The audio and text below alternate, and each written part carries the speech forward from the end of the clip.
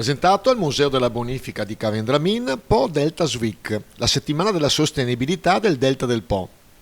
Appuntamento annuale che presenta e promuove il contributo e le sfide di sostenibilità del Delta del Po per la realizzazione di 17 obiettivi di sviluppo sostenibile dell'Agenda 2030 delle Nazioni Unite. Tra i promotori ed attuatori dell'edizione 2023, oltre alla Fondazione Cavendramin, ci sono la Regione del Veneto, l'Ente Parco Regionale Veneto del Delta del Po, la Provincia di Rovigo, ANBI Veneto, il Consorzio di Bonifica Delta del Po, l'Osservatorio Locale per il Paesaggio del Delta del Po, Comune di Portoviro, il Flag Gag Chioggia Delta Po, la Conferenza dei Sindaci dell'area del Delta del Po, con i comuni di Ariano nel Polesine, Corbola, Loreo, Portotolle, Portoviro, Rosolina e Taglio di Po.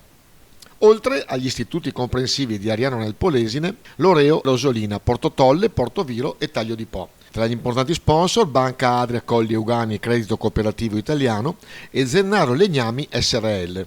Allora, una settimana importantissima, il Delta è il suo secondo appuntamento nell'ambito della cornice generale che è il Festival Nazionale dello Sviluppo Sostenibile promosso da ASVIS a livello nazionale. L'anno scorso abbiamo rotto il ghiaccio con una prima edizione sperimentale, quest'anno insomma siamo in continuità, è importante che la discussione sui temi della sostenibilità ambientale e socio-economica, soprattutto in territori fragili come il Delta del Po, abbia una continuità e la continuità quest'anno appunto con l'edizione 2023.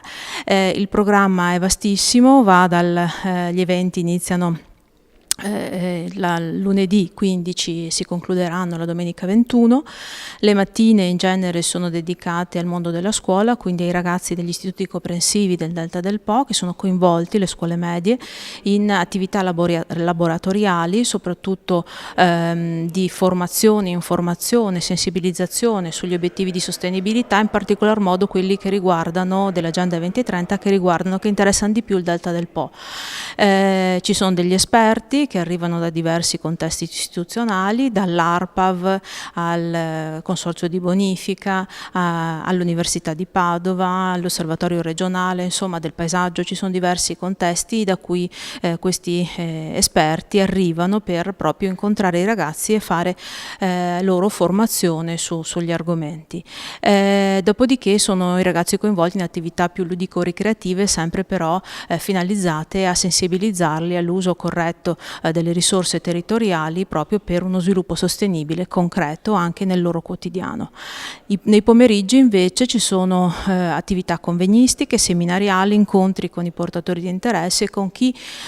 opera concretamente in questo territorio e può essere protagonista dello sviluppo sostenibile, quindi dall'agricoltura alla pesca, ma anche ad altri soggetti istituzionali come appunto il Consorzio di Bonifica, l'Ambi Veneto,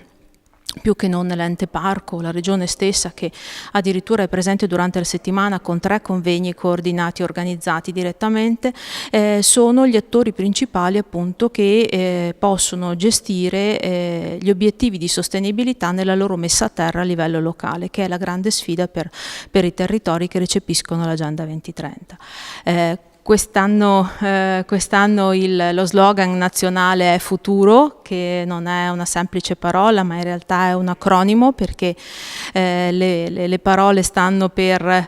fiducia, per umanità, per tenacia, unione, responsabilità e obiettivi dell'Agenda 2030. Sono parole chiave senza le quali lo sviluppo locale non può dirsi sostenibile. Indubbiamente l'impegno dell'amministrazione comunale unito alla collaborazione degli operatori turistici è sempre di più rivolto a questa direzione. Noi viviamo in un ambiente prettamente di vacanza di natura e penso sia un obbligo, un dovere mantenere sempre di più la vacanza in un equilibrio soprattutto di rispetto, di educazione ambientale, e credo che questa opportunità di questa settimana, proprio anche in riferimento alla famosa Agenda 2030, è un'opportunità per tutti noi comuni di confrontarci per imparare anche le cosiddette buone pratiche da trasmettere ai nostri cittadini.